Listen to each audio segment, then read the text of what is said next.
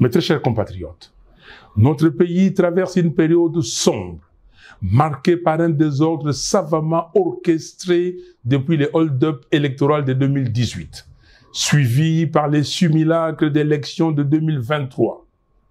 Toutes les contrées du pays sont en proie à un recul social. La situation désastreuse du Grand Kasaï, courageusement décrite par les gouverneurs du Kasaï central, l'archevêque de Kananga et l'évêque de Mweneditu, illustre la détresse de notre pays tout entier et une absence de vision qui conduit les pays lentement mais sûrement vers un suicide collectif. Le bilan est accablant. Ce n'est pas une opinion, c'est un constat qui s'impose. La corruption et les vols gangrènent nos institutions.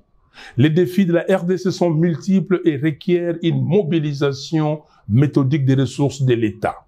Hélas, des milliards de dollars sont détournés à travers des projets fictifs et des contrats léonins. Les ressources du peuple sont dilapidées et les faits de corruption sont tellement légion que beaucoup ne s'en émeuvent plus. Le banditisme d'État d'une minorité prédatrice et les trains de vie surréalistes des institutions doivent interpeller chaque Congolais. Il s'agit là de votre argent, gagné à la sueur de votre fonds. Indignez-vous. Aux voleurs en col blanc, tapis dans les institutions, je vous renvoie à Dieu et aux images des fins de règne des régimes qui affament leur peuple et vivent dans l'excès aux frais du contribuable. Cette absence totale de rigueur dans la gestion du trésor public accentue le problème auquel nous faisons face. La sécurité est inexistante. Le M23 contrôle plus de 130 localités au nord Kivu.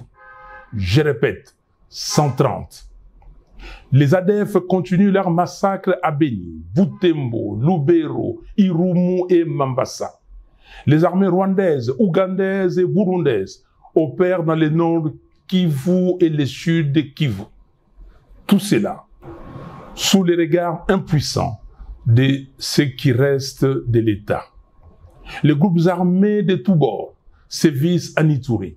Les Mobundo dérangent la quiétude des citoyens dans les grands Bandundu, à l'est de Kinshasa et dans une partie du Congo central.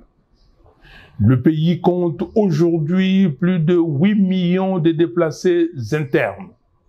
Une telle situation devrait mobiliser l'attention de n'importe quel gouvernement avec un minimum de sérieux. Chez nous, le sujet est traité avec une légèreté déconcertante et les champagnes coulent à flot au sommet d'un État failli et faible.